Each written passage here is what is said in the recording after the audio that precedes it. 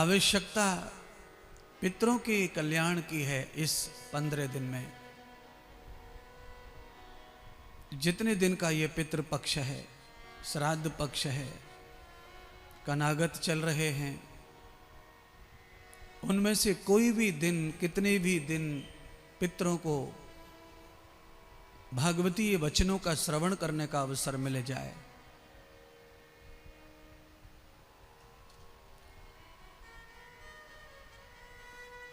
कैसे प्रूफ करें कि भागवत से पितरों का कोई संबंध है।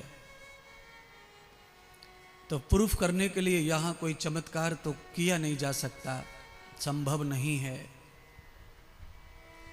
पर भागवत में जो कथाएं लिखी हैं, जो चरित्र लिखे हैं, उनमें से किसी चरित्र से हमें उत्तर प्राप्त हो जाता है कि हमारे पितरों का भागवत से क्या संबंध है और हम कैसे अपने पितरों की मदद कर सकते हैं। देखिए, गरुड़ पुराण में अनेक कथाएं ऐसी आती हैं जो पितरों से जुड़ी हैं। क्या करना चाहिए मृत देह के लिए, तो पूरा गरुड़ पुराण उसी पर निर्भर है।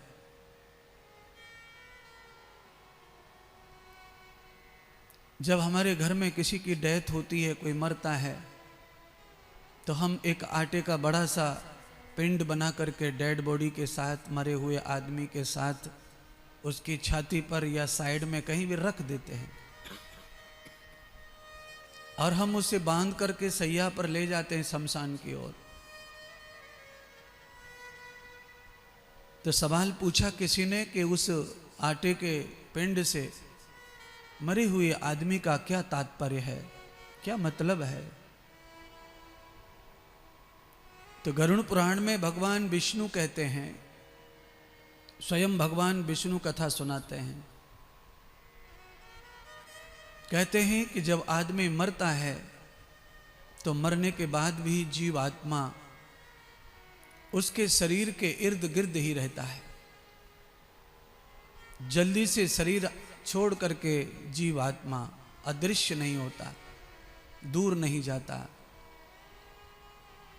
और ऐसी न जाने कितनी जीवात्माएं हैं जो वायु में भ्रमण कर रही हैं, भटक रही हैं, परेशान हैं। मरे हुए आदमी के शरीर के बगल में वो आटे का पिंड जब उन जीवात्माओं को दिखाई पड़ता है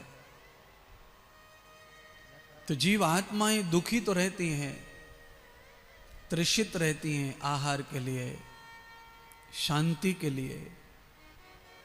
तो कहते हैं कि उस पिंड का भोग करती हैं वो जीवात्माएं, और उस पिंड के भोग के कारण वो जीव आत्मा, हमारे जो पितर है, हमारे घर में जो डेथ हुई है, उस शरीर की जो जीव आत्मा है,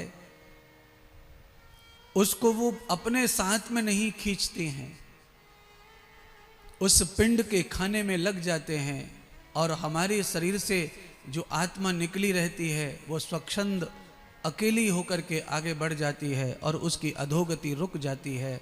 उस पिंड का ये तर्पण का ये फल हमें तत्काल वहाँ प्राप्त होता है, ऐसा भगवान हमें कहते हैं।